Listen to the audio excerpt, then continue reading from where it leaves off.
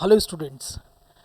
आज हम प्री 2020 का एग्ज़ाम हुआ एंड इस एग्ज़ाम के क्वेश्चन पेपर का हम एक ओवरव्यू लेने की कोशिश करेंगे, क्योंकि जस्ट अभी अभी एग्ज़ाम हुआ है। बाकी बच्चे अभी सी सेट का पेपर दे रहे होंगे, तो काफ़ी स्टूडेंट्स पूछना चाह रहे हैं कि सर किस तरीके से क्वेश्चन पेपर आया और जो है किस लेवल का क्वेश्चन पेपर था ये, इसमें कितने मार्क्स किस किस टॉपिक से पूछे गए, इस बार यूपीएससी ने क्या ऐसे अनएक्सपेक्टेड कर दिया। और मेरे पास कई सारे मैसेजेस आ रहे हैं बच्चों के। तो एक वीडियो के ज़रिए this objective of this video is just to give you an overview of the today's question paper, कि किस तरीके से क्वेश्चन पेपर रहा, किस लेवल का एग्ज़ाम था। अगर मैं सबसे पहले इसकी बात करूं तो ये क्वेश्चन पेपर एक बहुत ही मॉडरेट लेवल का क्वेश्चन पेपर था। मैं इसको ज़्यादा टफ़ तो बिल्कुल नहीं कह सकता, और ये आसान भी नहीं था, लेकिन एक मॉडरेट लेवल का जो है ये कहीं ना कहीं क्वेश्चन पेपर था। और जिन बच्चों ने जो है ख़ास करके इस लॉकडाउन के टाइम का जो है इसको अपॉर्चुनिटी की तरह से देखा, और चाहे वो पीछे ना पड़े हों, लेकिन अगर उन्होंने इस लॉकडाउन में भी अगर अपने टाइम को यूटिलाइज़ किया होगा, तो डेफ़िनेटली आज का क्वेश्चन पेपर देखने के बाद जो है उनको लग रहा होगा कि उनकी मेहनत जो है कहीं ना कहीं सफल हो जाएगी। इस क्वेश्चन पेपर में लगभग इस बार ख़ास करके मैं बात करूं, जो पॉलिटी की बात की जाए अगर, तो पॉलिटी के अंदर लगभग 16 क्वेश्चंस पूछे गए। और बाकी स्टूडेंट्स का तो मैं नहीं कह सकता, लेकिन हाँ मुझे इतना मालूम है कि 16 जो एटलीस्ट हमारी क्लास में हुए थे, तो हमारे स्टूडेंट्स ने 16 के 16 क्वेश्चंस, मतलब एक भी क्वेश्चन ऐसा नहीं होगा शायद जो वो ना कर पाई हों। बाकी एग्जैक्ट फीडबैक जो है वो अभी सी सेट के एग्ज़ाम से फ्री होने के बाद ही दे पाएंगे। बट हाँ, as far as the polity is concern, तो मुझे लगता है कि एक उनका स्ट्रॉन्ग एरिया रहा था। और उसमें 16 क्वेश्चंस आए और 16 के 16 क्वेश्चंस जो हैं वो कर पाने में जो हैं केपेबल रहे होंगे। इस बार इजी रहा काफ़ी।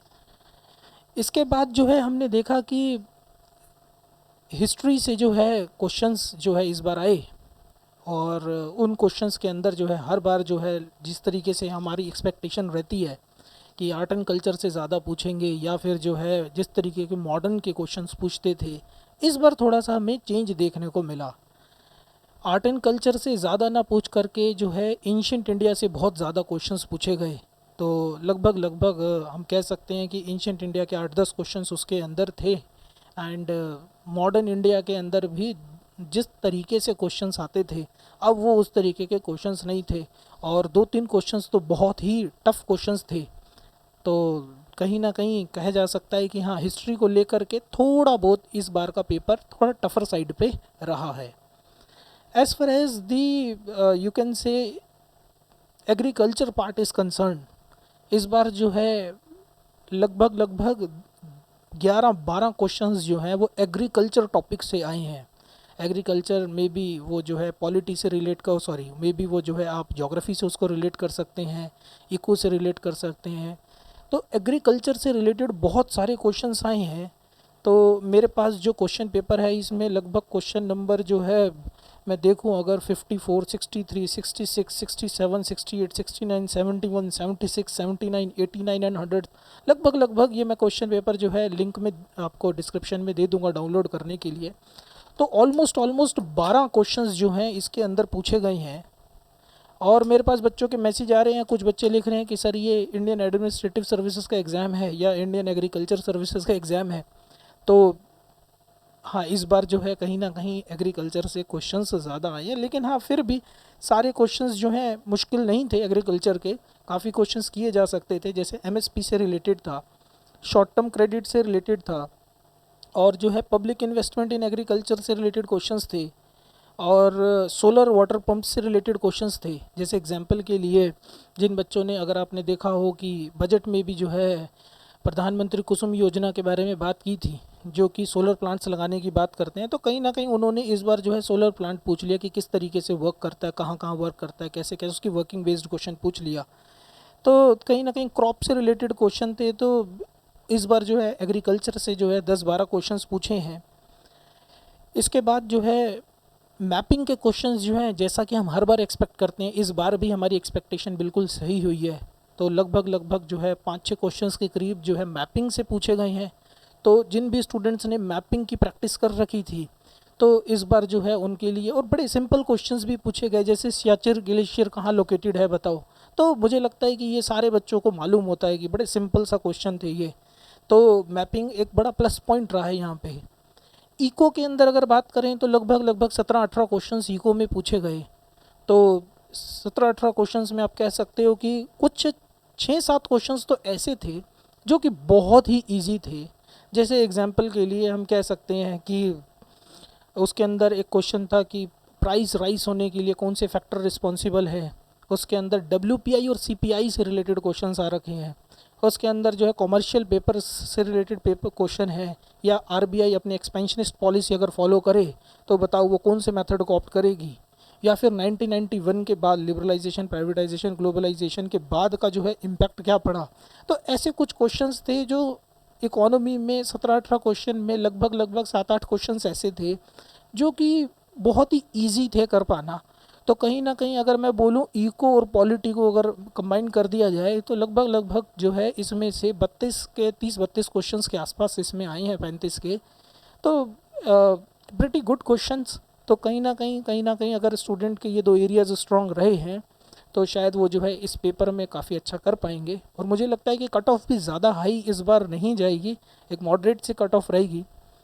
और जो है करंट अफेयर्स की जहाँ तक बात की जाए तो करंट अफेयर्स में डायरेक्ट क्वेश्चंस तो इस बार नहीं पूछे गए, लेकिन हाँ स्टैटिक के अंदर ही इंटीग्रेट करके उसको पूछा गया है। तो कहीं ना कहीं आप कह सकते हो कि ओवरऑल साइंस एंड टेक्नोलॉजी के अभी क्वेश्चंस इस बार आए हैं, और लगभग साइंस एंड टेक्नोलॉजी क्वेश्चंस से ही शुरुआत हुई है पेपर की। तो लगभग 10-11 क्वेश्चंस जो हैं साइंस एंड टेक्नोलॉजी से भी पूछे गए हैं। तो मैं एक ओवरऑल अगर आपको बोलूँ तो हाँ, साइंस एंड टेक्नोलॉजी से 10-11 क्वेश्चंस पूछे गए हैं। एनवायरनमेंट एंड इकोलॉजी से 10-11 क्वेश्चंस इस बार आए हैं, और ख़ास करके जो एनवायरनमेंट इकोलॉजी के लगभग 10-11 क्वेश्चंस आए हैं, उसमें से कुछ क्वेश्चंस तो 4-5 क्वेश्चंस तो ऐसे थे कि जो बहुत ईजी थे, जो कोई भी स्टूडेंट जो है जिसने थोड़ा बहुत भी अगर बेसिक्स भी जिसको पढ़े हैं जिसने, तो वो 3-4-5 क्वेश्चंस तो बहुत ईजिली कर लेगा। हाँ, हर बार की तरह 1-2 क्वेश्चंस तो ऐसे होते ही हैं जो कि बहुत ही डिफ़िकल्ट होते हैं कर पाना। तो 4-5 क्वेश्चंस जो थे वो ईजी गो थे। तो कहीं ना कहीं एनवायरनमेंट इकोलॉजी बहुत ईजिली किया जा सकता था। और अगर बात की जाए तो हिस्ट्री के अंदर जो है मॉडर्न इंडिया के 9 क्वेश्चंस के करीब आए हैं, और आर्ट एंड कल्चर के भी लगभग इसमें जो है 10 क्वेश्चन एंशंट के रिस्पेक्ट में जो है पूछे गए हैं। मैपिंग के भी 5-6 क्वेश्चंस पूछे गए हैं। एग्रीकल्चर के लगभग 11-12 क्वेश्चंस पूछे गए हैं, और ज्योग्राफी के भी इस बार जो है 4-5 क्वेश्चंस पूछे गए हैं। तो ओवरऑल अगर मैं इसमें बोलूँ तो क्वेश्चन पेपर जो है बहुत ही मॉडरेट लेवल का क्वेश्चन पेपर है ये। और जिस भी स्टूडेंट ने जो है थोड़ी सी भी मेहनत करी होगी अगर, तो मुझे लगता है कि शायद उसको जो है आज उसकी मेहनत जो है सफल हो गई होगी, आज उसको खुशी हो रही होगी, और वो जो है मेंस के एग्ज़ाम की अब तैयारी करने में आगे बढ़ सकता है। As far as the discussion of this या analysis of this question paper is concern, so we will be coming back with the topic wise analysis of the question paper. Let's suppose कि अगर agriculture topic जो बहुत student जानना चाह रहे हैं, तो एग्रीकल्चर टॉपिक से रिलेटेड जितने भी 11-12 क्वेश्चंस आए, we will be coming with those discussion. And after that फिर हम पॉलिटी के क्वेश्चंस जितने आए, इको के क्वेश्चन है, सब्जेक्ट वाइज सब्जेक्ट हम जो है डिस्कशन वीडियोस लेकर के आएंगे। सो मैं इस पेपर को कहीं ना कहीं कहूँगा मॉडरेट लेवल का पेपर था, और जो है जिन भी स्टूडेंट्स ने मेहनत करी है उन स्टूडेंट्स को जो है ज़रूर जो है आज खुशी हो रही होगी इस पेपर को देख करके। एंड अगर आप एनालिसिस की वीडियो देखना चाहें तो आप हमारी इस तरीके से चैनल पे आकर के उसको देख सकते हैं। Thank you so much for this video. And अगर आपका कोई भी क्वेश्चन है तो आप कमेंट के ज़रिए हमसे पूछ सकते हैं। Thank you.